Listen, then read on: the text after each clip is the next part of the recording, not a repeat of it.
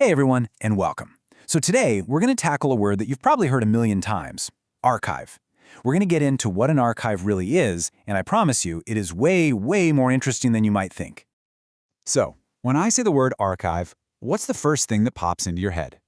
I'm guessing for a lot of us, it's this image, right? Just endless rows of cardboard boxes covered in a layer of dust, tucked away in some forgotten basement. It's a classic mental picture, for sure, but it's only a tiny little piece of a much, much bigger and honestly, more exciting story.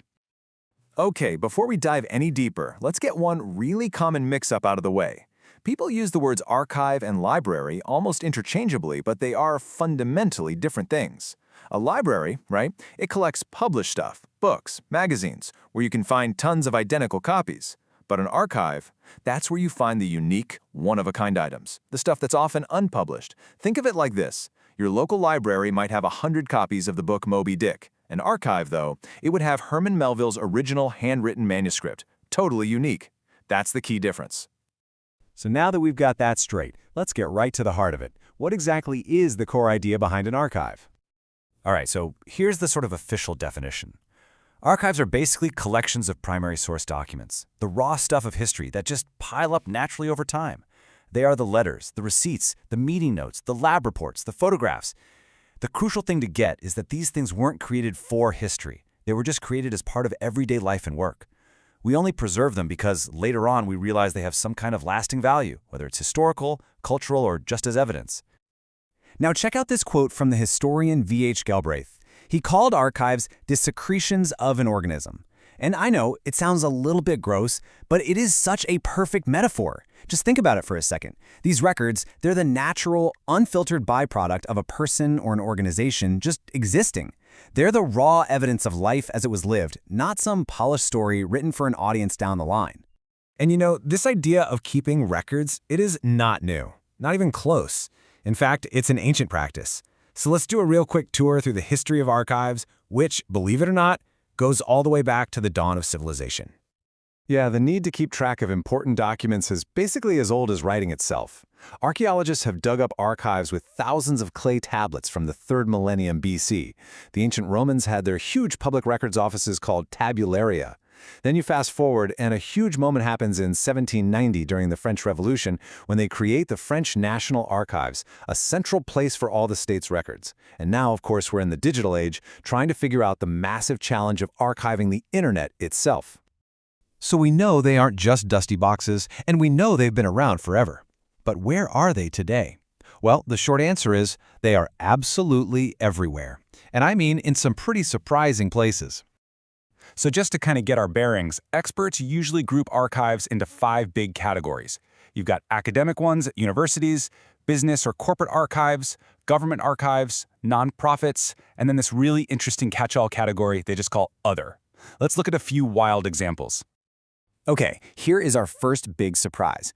Did you have any idea that Coca-Cola has a massive corporate archive?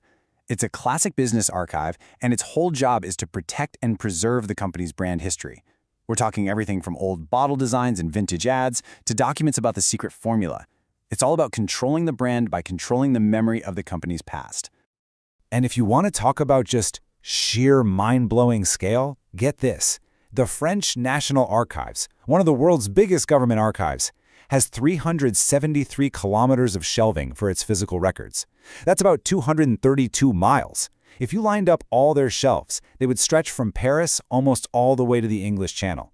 It just shows you the incredible task of preserving a nation's memory, with some of their records going all the way back to the year 625.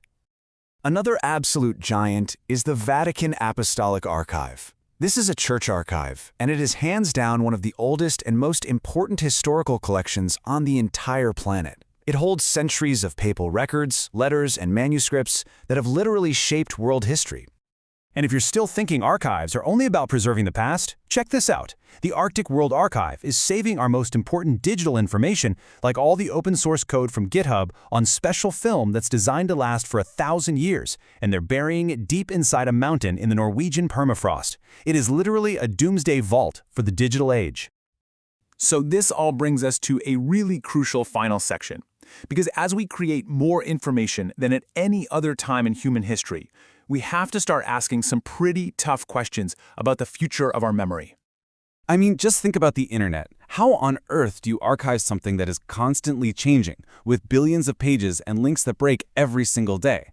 Well, the answer is something called web archiving. It uses these automated programs, they're called web crawlers, to basically take snapshots of the web. Then, that collection is preserved and made available.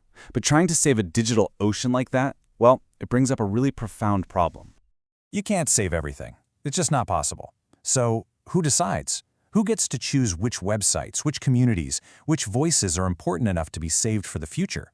This isn't just a technical challenge, it's a deeply human one, because the choice of what goes into an archive has always been a position of power. You see, historically, archives have tended to prioritize the records of the powerful, governments, big corporations, famous people. And that can create an official history that leaves a lot of people out. So in response, there's this really powerful movement called counter-archiving. This is where communities take matters into their own hands to document their own histories on their own terms. We're talking about actively saving things like family photo albums, recording oral histories from elders, collecting protest signs from a march, or zines from a local music scene. It's all about making sure that the stories that are missing from the official record don't just vanish forever. So, I want to leave you with this one last thought. An archive isn't just a musty old room full of paper. It is the physical proof of what we as a society decide is actually worth remembering. It's our collective memory, written down. So the real question we all have to ask ourselves is this: whose stories are we choosing to forget?